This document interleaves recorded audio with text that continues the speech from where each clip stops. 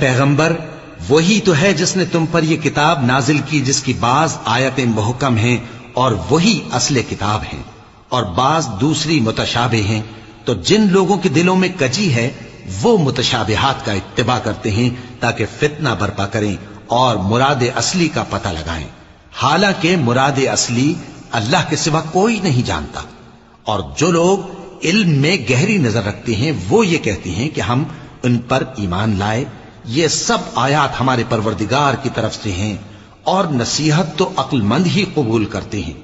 اے پروردگار، جب تو نے ہمیں ہدایت بخشی ہے تو اس کے بعد ہمارے دلوں میں کجی نہ پیدا کر دیجو اور ہمیں اپنے ہاتھ سے رحمت عطا فرما، تو بڑا عطا فرمانے والا ہے۔ اے پروردگار، تو اس روز جس کے آنے میں کچھ بھی شک نہیں سب لوگوں کو اپنے حضور میں جمع کر لے گا، بے شک اللہ خلاف وعدہ نہیں کرتا۔